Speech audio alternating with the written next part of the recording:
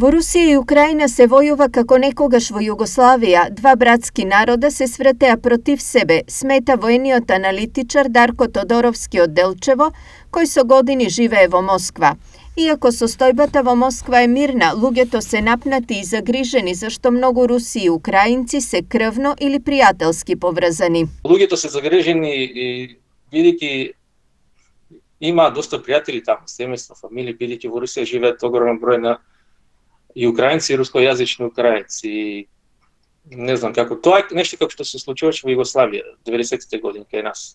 Кога сите со неверување гледа на тоа и атмосферата дополнително напната ја прави и ефектот на изненадување, зашто ништо во Русија во изминатите недели не упатувало на почеток на војна. Во Русија реално немаше некоја подготовка на медиумскиот простор за војна, како што имаше 2014 година за време на ситуацијата со Крим.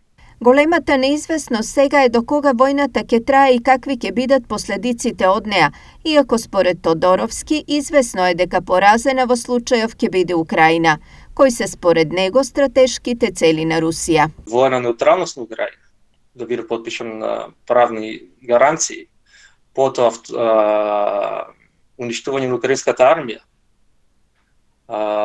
Украина војно на некој начин како што била Германија после Втората светска војна. Денафикација на Украина, бидејќи Русија сметаат дека во последните 8 години во Украина во порас е нацизмот. Русија ќе бара Украина да го признае Крим официјално и југоисточна Украина, каде што живеат, така да се изразам, половина, таму населението е 50-50 руси и украинци, да биде федерализирана Украина. Сепак и големата Русија се соочува со силни санкции од Европа и Америка. До кога ќе може да ги издржи?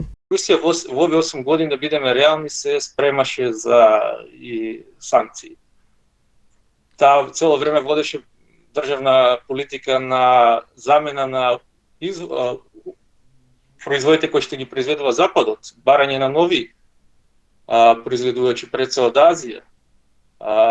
Тие ги зголемува постојано државните резерви, златите резерви и на некој начин, видете, кога се спремаат такви големи војни операции, тук на кантар се става, на вага се ставаат сите страни, позитивни и негативни. Јас мислам дека и рускиот и војни политички врв знаел што ќе се случи, какви санкции, какви последици може тоа да има и тие се земени во обзир кога е донесена одлука.